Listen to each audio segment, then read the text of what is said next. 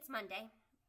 I thought I'd do a little podcast for you all because something was kind of on my mind. And that something is bondage and, submissive and dominance and things like that.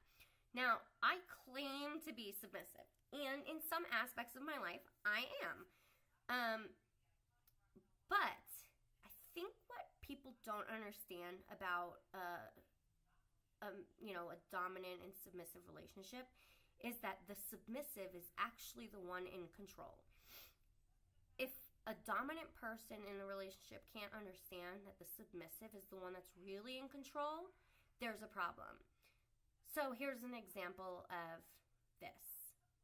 As a dominant male, let's say you're in a dominant male, submissive female relationship.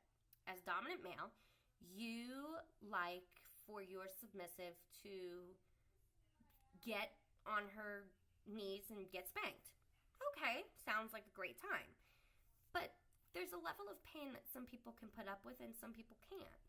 So if she tells you that, this level of pain is all she can take, and you push that limit, she's not going to be happy, and you're probably not going to have her as your submissive anymore.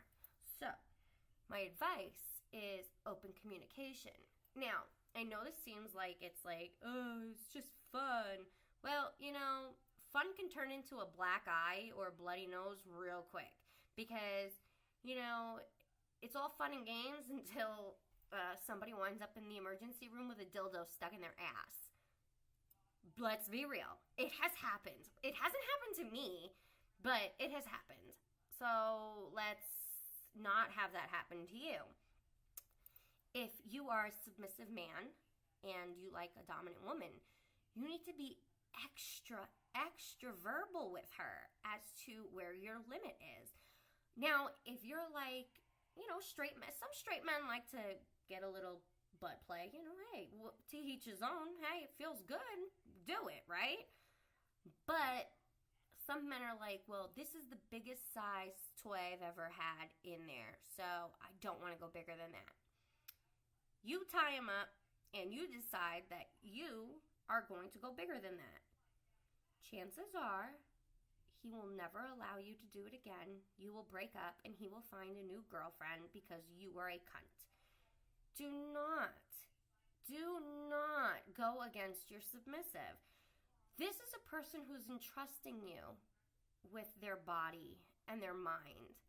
And you, as the dominant in the situation, need to respect that person. If I say, I don't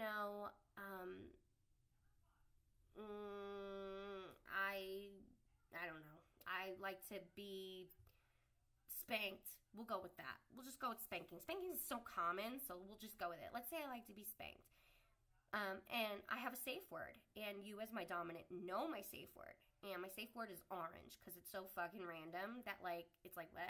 So you automatically just stop, and you're like, what? So, okay, so let's say I say orange, and you don't stop. And in fact, you hit me harder. When the night is over, that's probably going to be the last time you have fun with me. Because if I can't trust you to control yourself and to respect my boundaries, then we can't have that kind of fun. That's just my way of looking at it. The submissive person in the relationship, though the dominant one carries out the tasks, the submissive one does make the rules and set the boundaries for it. If you are in a dominant submissive relationship and this is not how it works in your relationship, there's something wrong. To me, that's just my opinion. Everybody has their own opinion. But to me, that's a problem. It is okay to have a submissive. It's okay to walk your woman around the house on a leash in her underwear. That's fine. If she's cool with it, go for it. But if she's uncomfortable with something or he is uncomfortable with something, you need to take your partner's feelings into consideration. They need to be able to trust you 100%. You are putting them in situations and positions where they are very vulnerable. And because of that, you must respect their boundary. Now that we've discussed that, I would love love to talk about something that I've talked about before. And it's the underwear with the beads in them. And I had a situation where I tried them and they broke and it was bad and the doctor's office was laughing. So, gentlemen, when you want to buy your lady some lingerie, here's my suggestion. Okay, so you can order a lot of things online, or at least look at them online before you go to the store and buy them. My suggestion is send your girl like 5 links to 5 different little outfits that you really like.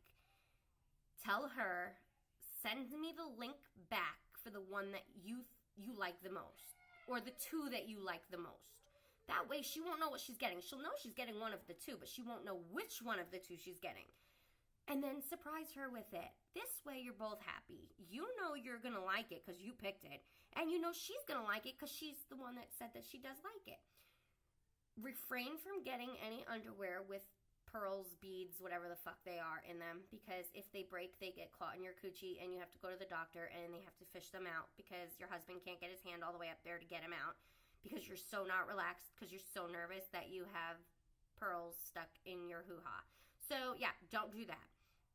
I think that I'm going to cut this podcast short because I still really don't feel very good from my car accident, which kind of sucks. But I do have a friend coming from the East Coast today, and I have a feeling because she is like a fucking nut job like me, that she would love to make a podcast or a couple with me before she goes back to the East Coast.